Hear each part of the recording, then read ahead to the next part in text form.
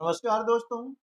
Integrated अभ्यास पुस्तिका 2023-24 के अंतर्गत विषय गणित कक्षा 6 के अध्याय 2 के इस वीडियो में आपका स्वागत है। यह इंटीग्रेटेड अभ्यास पुस्तिका वर्ष 2023-24 के लिए निर्धारित की गई है। तो आइए हम शुरू करते हैं अध्याय 2 पूर्ण। हम जब भी वस्तु गिनते हैं तो हम 1, 2, 3, 4 इस प्रकार से गिनना प्रारंभ करते हैं। ठीक है, तो जब हम वस्तु गिनते हैं 1, 2, 3, 4 द्वारा, इन संख्याओं को हम कहते हैं प्राकृत संख्याएं या गणन संख्याएं। ठीक है ना। हम देखते हैं कि प्रत्येक अगली संख्या एक अधिक होती है ना। एक में हमने एक जोड़ा तो क्या आता है 2। ठीक है ना। 2 में एक जोड़ा तो क्या आता है 3। इस प्रकार से किसी भी प्राकृत संख्या में एक जोड़ने पर जो अगली संख्या हमें प्राप्त होती है उसे हम कहते हैं परवर्ती संख्या। क्या बोलते हैं? परवर्ती संख्या यानी सक्सेसर नंबर। ठीक है। 99 है, उसमें एक जोड़ देंगे तो हमें 100 प्राप्त होता है। ठीक है। कहने का मतलब यह है कि किसी भी प्राकृत संख्या में एक जोड़ने पर उसकी परवर्ती संख्या प्राप्त होती है। ठीक है। इसी प्रकार से जब हम किसी भी प्राकृत संख्या में से एक कम करते हैं, कम करते मतलब घटाते हैं, जैसे 5 में से हमने एक कम किया तो कितना प्राप्त होता है 4। 4 में से एक कम किया तो 3 प्राप्त होता है। 3 में से एक कम किया मतलब घटाना, तो 2 प्राप्त होता है। अब 2 में से एक कम किया हमने तो 1 प्राप्त होता है।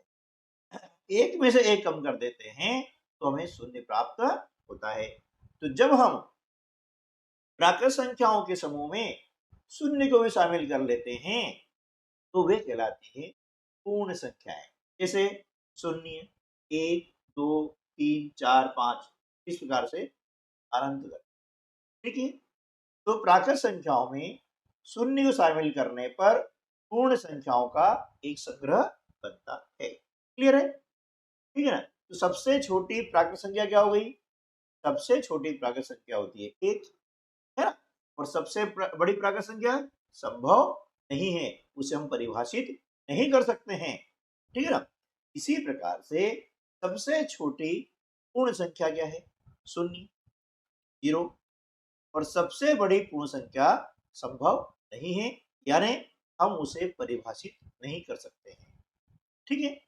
चलिए अब हम थोड़ा समझ लेते हैं परवर्ती संख्या और पूर्ववर्ती संख्या के बारे में। 1 का परवर्ती 2, 2 का परवर्ती, है ना। इसी प्रकार से 9 का परवर्ती क्या हो जाएगा 10। 99 का परवर्ती क्या हो जाएगा। ठीक है। अब हम बात कर लेते हैं पूर्ववर्ती। क्या बोलेंगे? पूर्ववर्ती। पूर्व यानी पहले। देखिए यहाँ पर जो शब्द है ना उससे ही मालूम पड़ जाता है कि हमें क्या करना। पूर्व यानी पहले, यानी 100 से पहले क्या आएगा तो 100 की पूर्ववर्ती 99, है ना। 99 की पूर्ववर्ती क्या होगी 98। 50 की पूर्ववर्ती 50। 10 की पूर्ववर्ती 9। 9 का पूर्ववर्ती 8। इसी प्रकार से 6 का पूर्ववर्ती 5। कहने का तात्पर्य है कि जब हमें परवर्ती संख्या ज्ञात करनी हो तो उस संख्या में हम एक जोड़ देते हैं, और जब हमें पूर्ववर्ती संख्या ज्ञात करनी हो, पूर्ववर्ती ज्ञात करना हो तो उसमें से हम एक हटा देते हैं। ये बस ये हमें ध्यान रखना है। आगे देखते हैं। देखिए 999 का परवर्ती क्या हो जाएगा 1000। 9999 का परवर्ती 10,000।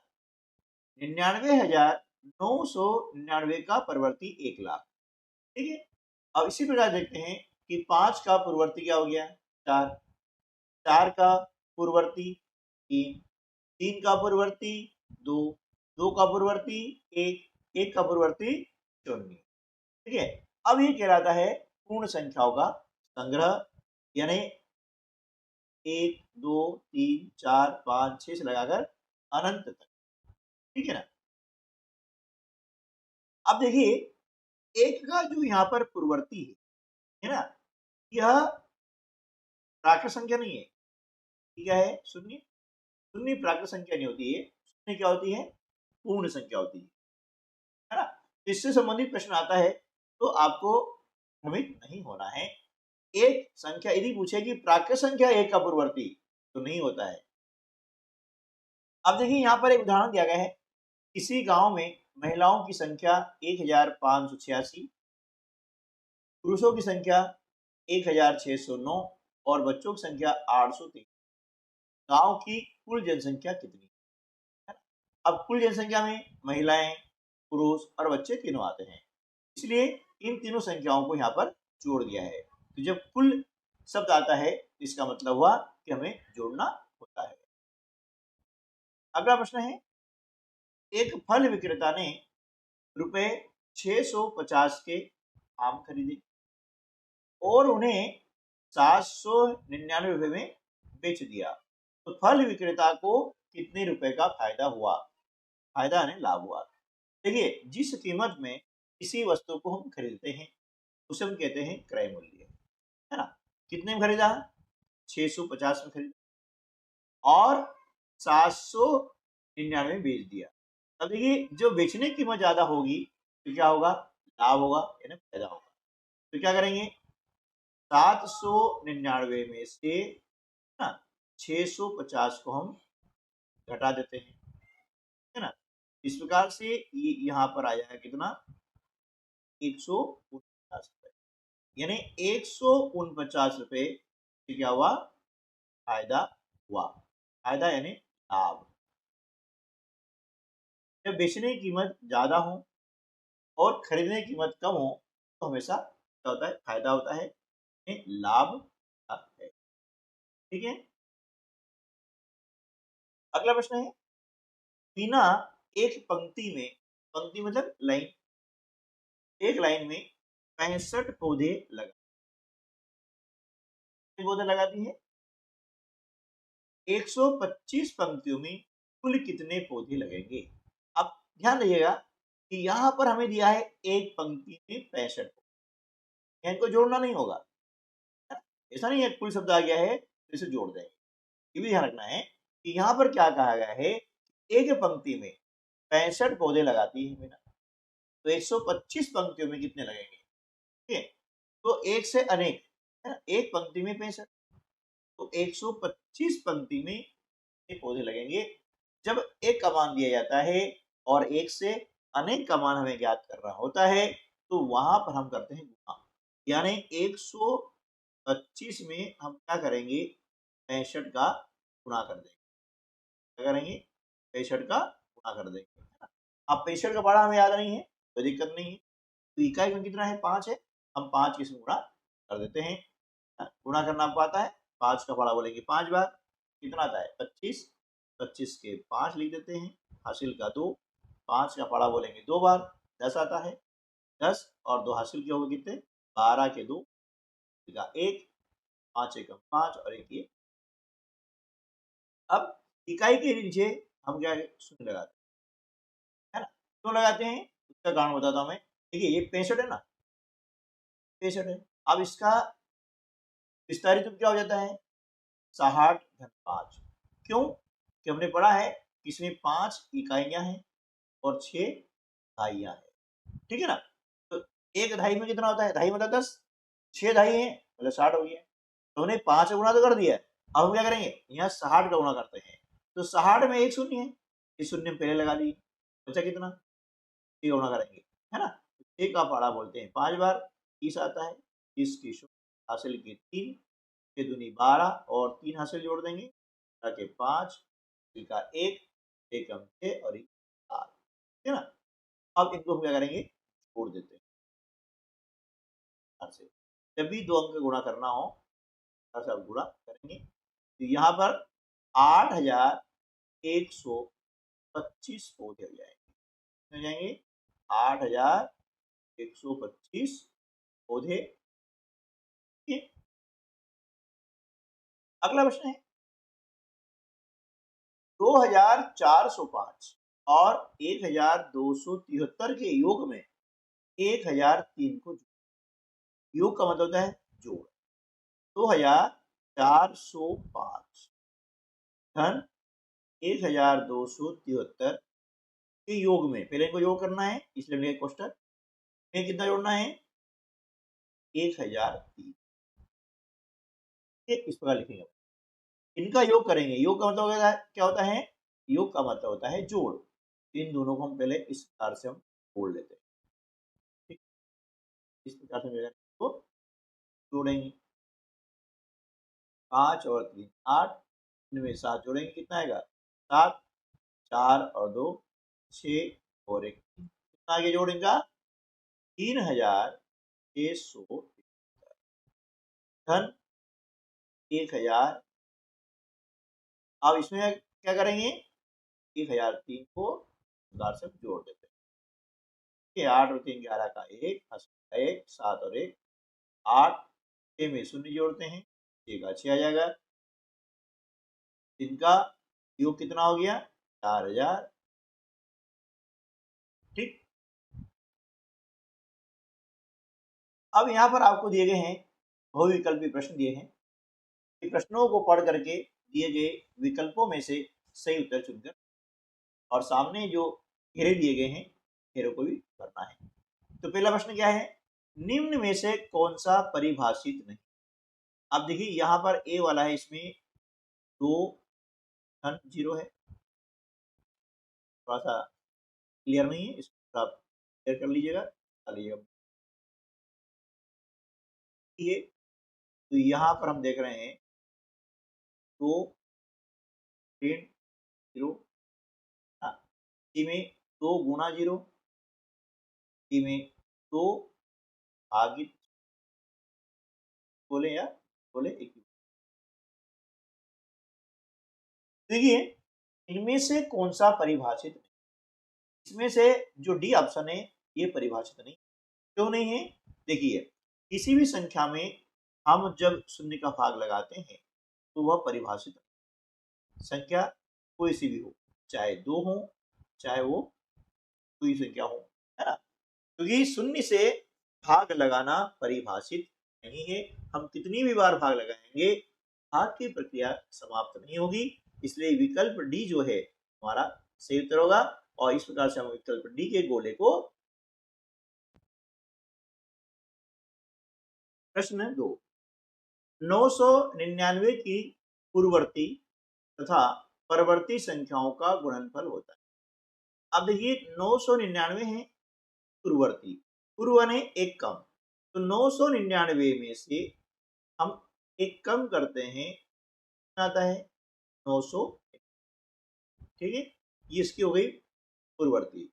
अब इसकी परवर्ती, अब परवर्ती याद करना है तो एक ज्यादा, यानी 999 में हम क्या करेंगे एक जोड़ देते हैं, है ना, ये कहलाएगी परवर्ती। ये हो जाता है कितना 1000 आ जाएगा 1000। अब इसका बोला है गुणनफल, यानी 998 में हम क्या करेंगे 1000 का गुणा करते हैं। ठीक है, देखिए जब भी कोई संख्या है और उसके अंत में 00 आ रहा है ना, 00 आ रहा है, तो इसका गुणा करना बहुत ही आसान होता है।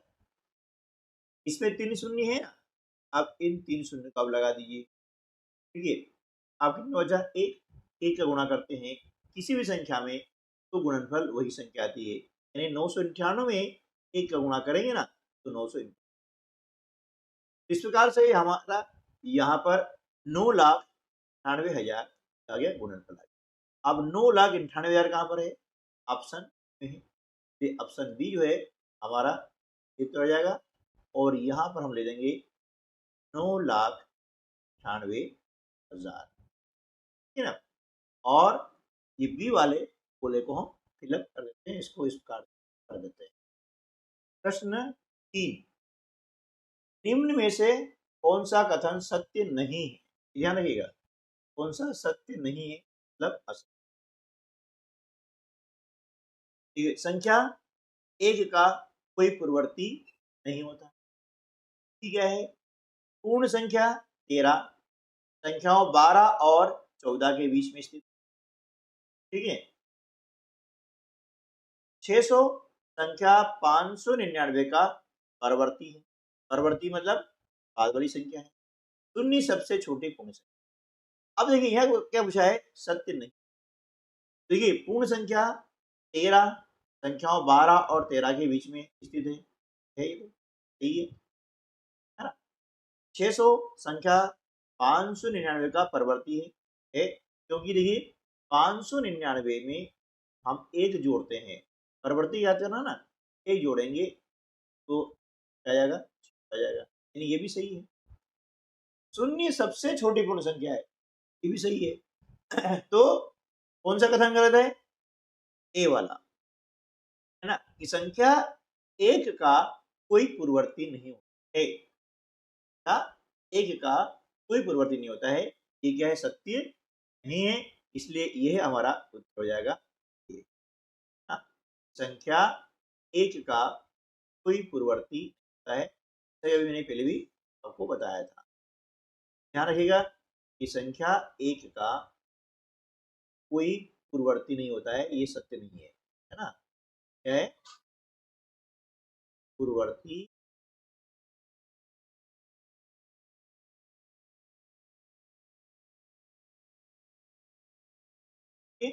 तो यहाँ पर जो विकल्प ए का गोला है इस प्रकार से हम जब कर देते हैं।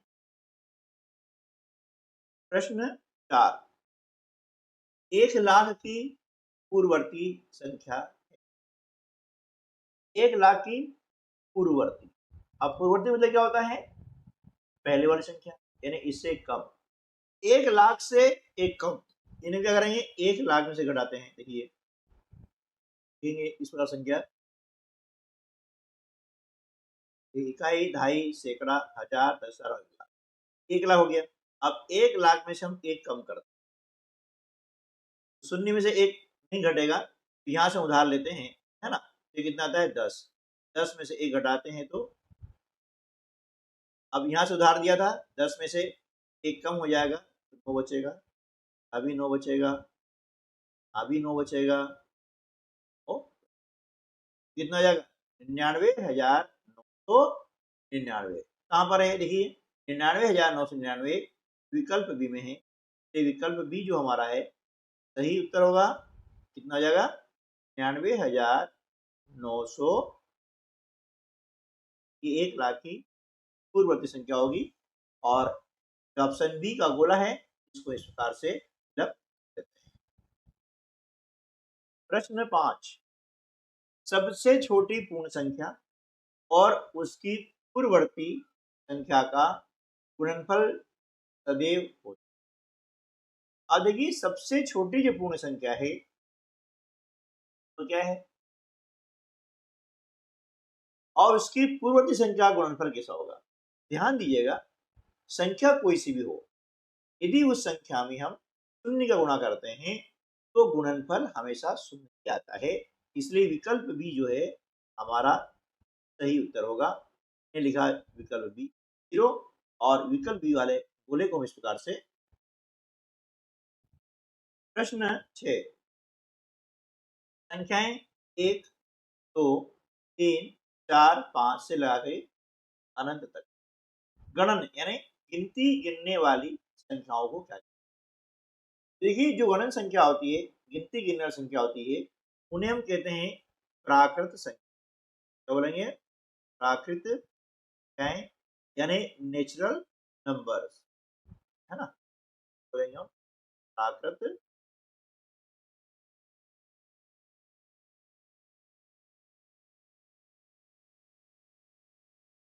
प्रश्न 7, संख्या 1,932 का पूर्ववर्ती लिखिए। देखिए यहाँ लिखा है पूर्ववर्ती, पूर्व मतलब पहला, पहला मतलब एक कम करना है ना। तो यहाँ पर हम लिखेंगे 1,932 का पूर्ववर्ती, पूर्ववर्ती कितना होगा? अब देखिए 1932 में से आप क्या करेंगे, एक कम कर दें, ठीक है ना। 2 में से 1 घटाते हैं 1 बचेगा, 3 में से 1 घटाना है, मतलब 3 के 3 आ जाएगा 1921, ठीक है ना। तो जब भी हमें किसी भी संख्या का पूर्ववर्ती याद करना हो तो हमेशा क्या करना है, एक उसमें से कम कर देना है, यानी एक को घटा देना है, ठीक है ना।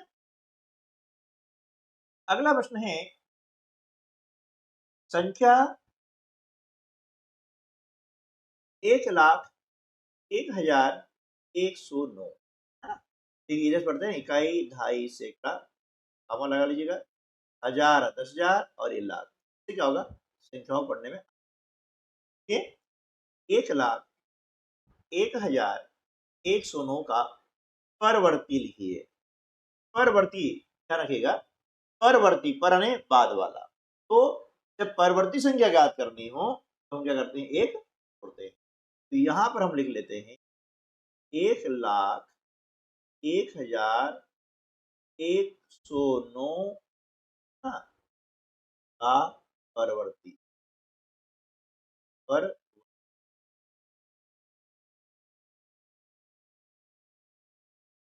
अब परवर्ती याद करना है तो क्या करेंगे, एक जोड़ेंगे, देखिए 1,01,109 में हम क्या करेंगे, एक जोड़ देते हैं, ठीक है ना। से 9 और 10 की शून्य, हासिल का एक जोड़ा शून्य में, एक आ जाएगा, फिर एक आ गया, ये एक आ गया, 0 और ये एक आ गया, क्या हो जाएगा ये 1,01,110, ठीक है। प्रश्न क्रमांक 9 है, ऐसी प्राकृत संख्या बताइए जिसका कोई पूर्ववर्ती नहीं। ऐसी प्राकृत संख्या क्या है, एक, ध्यान रखिएगा, है ना। प्राकृत संख्या एक का कोई पूर्ववर्ती नहीं है। अगला प्रश्न है, सबसे छोटी और सबसे बड़ी पूर्ण संख्या की, तो ये सबसे छोटी हम पूर्ण संख्या लिखते हैं यहाँ पर, हाँ, सबसे छोटी, सबसे छोटी पूर्ण संख्या क्या हो गई, शून्य हो गई, है ना। सबसे छोटी पूर्ण संख्या शून्य होती है और सबसे बड़ी पूर्ण संख्या संभव नहीं है। से बड़ी पूर्ण संख्या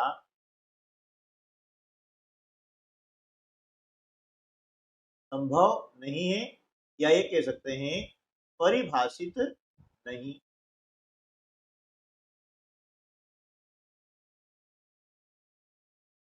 प्रश्न 11, संख्या 998 के बाद अगली तीन प्राकृत संख्या, तो देखिए 998 के बाद क्या आ जाएगा, बाद का मतलब होता है एक जोड़ना, तो 998 के बाद वाली यानी अगली तीन प्राकृत संख्याएं पर लिखनी है। कैसे लिखेंगे, 998 एक जोड़ा कितना आ गया 999, इसमें एक जोड़ेंगे तो आ जाएगा 1,000, और इसमें एक जोड़ेंगे तो 1,000, है ना। चार से हम यहाँ जोड़ सकते हैं, है ना। 998 में एक जोड़ेंगे, 8 और 1 9, ये आ गई 999, इसमें आप एक जोड़ दीजिए इस प्रकार से, 10 के शून्य हासिल का 1, 9 और 10 के शून्य हासिल का 1 और 1 10, है ना। इसमें आप एक जोड़ देंगे, तो इस प्रकार से ये जो है ये तीन में प्राकृत संख्या प्राप्त हो जाती है।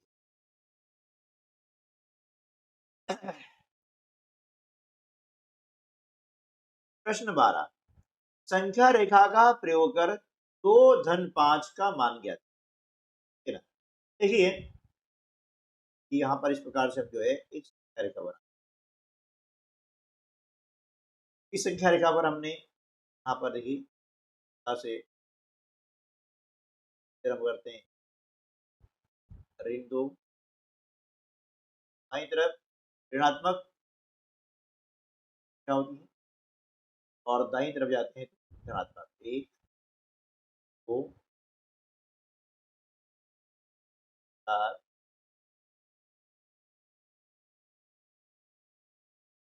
7 8। इस प्रकार से हमने ये रेखा बना ली, इसे बोलते हैं संख्या रेखा।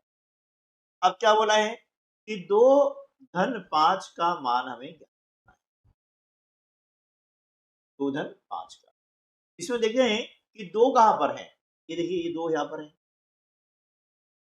अब धन इन्हें जोड़ना है इसमें, है ना। तो जब जोड़ना होता है तो हम क्या करते हैं, दाहिनी ओर जाते हैं। तो यहां से देखिए, ये हमने आया 1 1 1 2 3 3 है ना, ये 4 और ये 5। 5 कदम चलने पर हम कहाँ जाते हैं, 7 पर जाते हैं। यानी क्या हो गया, 2 और 5 हो कितना आ जाएगा, 7 हो जाएगा। ठीक है। प्रश्न 13, 7 ऋण 4 को संख्या रेखा पर दर्शाकर मान ज्ञात कीजिए। इसके लिए हम क्या करेंगे, सबसे पहले एक संख्या रेखा इस,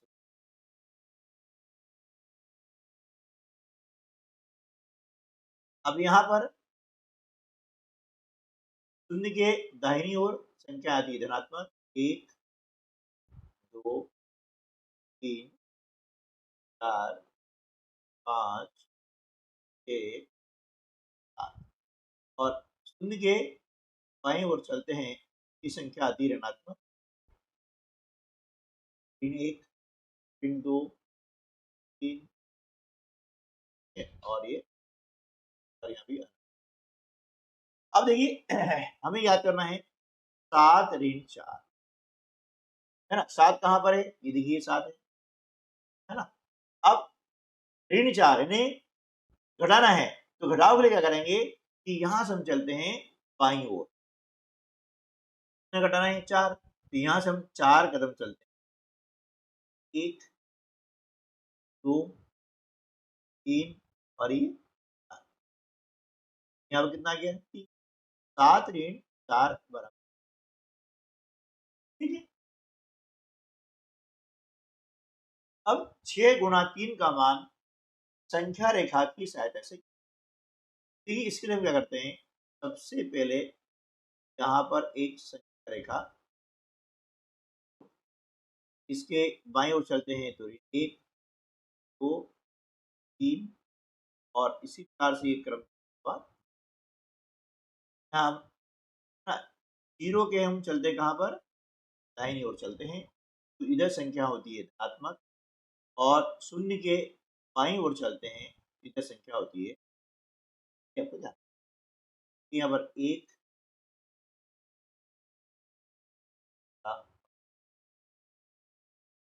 अब क्या करना है, 6 गुणा 3 करना है, 6 गुणा 3।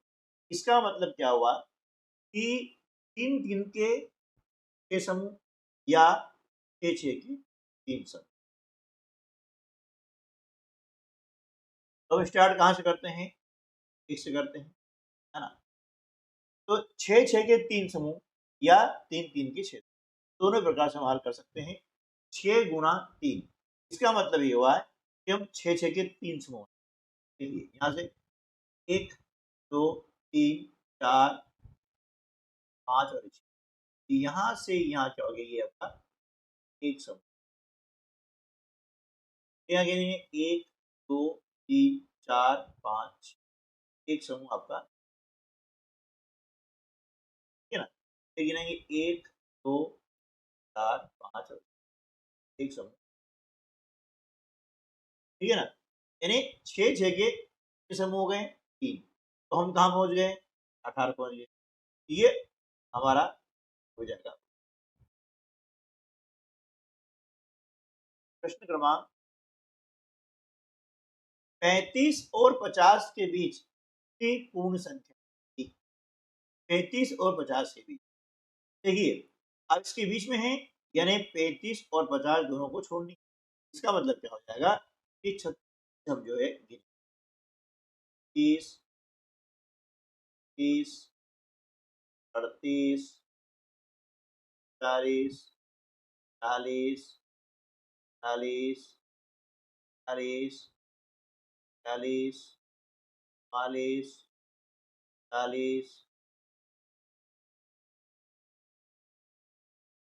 और 19, ठीक है ना। ये 20 का बोला गया है, इसलिए इन दोनों को मैं छोड़, अब गिन लेंगे 1 2 3 4 5 6 7 8 9 10 11 12 13 और 14, तो हम यहाँ पर लिख सकते हैं, है ना, 35 और 50 के बीच 14 पूर्ण में 14 पूर्ण।